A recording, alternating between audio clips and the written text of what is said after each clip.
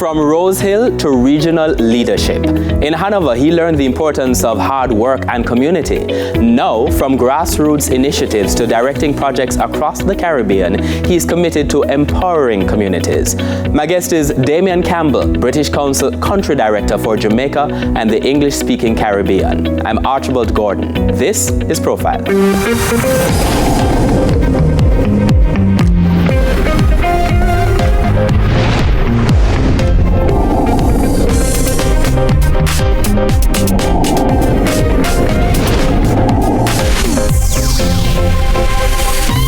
Damion Campbell, welcome to Profile.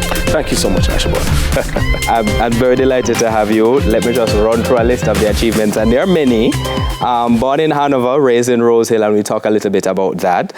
Grew up valuing family, hard work, and faith. Now, you are the British Council manager for Jamaica and the English-speaking Caribbean, but also a history that spans some other, work in the sector, NGO, right. Working for a group coming out of Canada, also working with the Hanover Parish Council, which I want to investigate a little bit.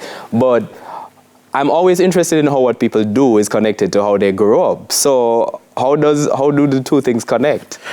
Well, here's an interesting story even before we get there. When I was a child growing up, my mom was, one of those ardent watchers of the viewers of the Profile program. I remember every Sunday she would have said to me, it's time to watch Profile. You need to see these motivating stories. Growing up, I think for me it was really about caring for others. I've been always there for my friends, family members, and I think from there it kind of reinforced the importance of being a change in the lives of people and not just doing it on a small scale, but moving as high as you can to impact as much people. So I think that's where it all came from. Yeah. So people might see a lot of the work, but not be necessarily familiar with it. So let's talk a little bit before we step back into the work of the British Council. Yep. So the British Council is considered the UK's international organization for cultural relations and educational opportunities. So what we essentially do is foster a strong relationship between the UK and Jamaica around arts and culture, around education, which are big priorities for Jamaica.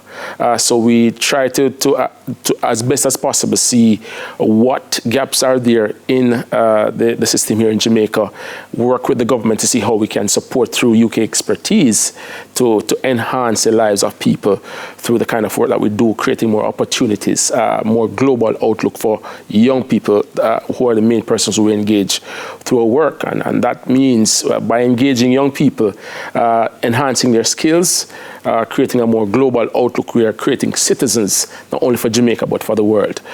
So I think over the years, especially since the start of my tenure at the British Council, we have been really deliberate around looking at the priorities of, for example, the Ministry of Culture, the Ministry of Education, to see what aligns from the UK expertise or experience, and we support the government to really drive that. So we've been very critical and strategic in the development of the social enterprise sector, especially from an education standpoint for young people, as that next sector to grow and drive the local economies.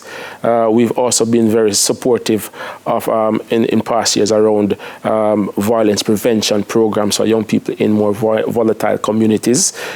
We are now focusing on that critical area of STEM or STEAM education here in Jamaica, ensuring that teachers are more confident in teaching STEM-based curriculum, and also young people being more confident to take up careers around STEM and So by STEM I mean science, technology, sometimes it's called STEAM, engineering, arts and mathematics. Yep. And when you talked about social enterprise earlier, you're also talking about sort of empowering young people to form businesses. Local communities. So social enterprises are basically organizations who have a social mission, and you're driven by that. So whatever income is made through your business, a percentage, possibly 50% of that, goes back into your social mission. You can think of it as a sort of a way of solving community problems. Right, that's correct. But with a business end. Yes. With a business end. So you look and you see potholes in your community. Right. Teach young people, how can we fill the potholes, Right. but make a business out of this opportunity? Yes, those are some very good examples which we've seen, and it's really about getting the grassroots members of the community who would have never participated in the economy, development of the economy in any way. They now have an equitable access to participating in the growth of Jamaica through starting a business that is solving a social problem that's impacting them. So let's talk about the hard work behind this and how this links back with how you grew up. Right. Growing up first at Rose Hill, Hanover. Yes. Tell us about the community. Well, I mean, it's a very small community, 5 minutes from the capital town of Lucy. So very remote, rural, mainly elderly persons, but closely bonded community, mainly made up of a set group of families. So I was growing up in a setting where you were grown by a community. You had to hold the respect of elderly persons who also contributed to your upbringing. I grew up in a very Christian home, so that meant morning worship, evening worship, going to morning worship. Morning. So as a Seventh-day Adventist, you value the importance of early morning prayer.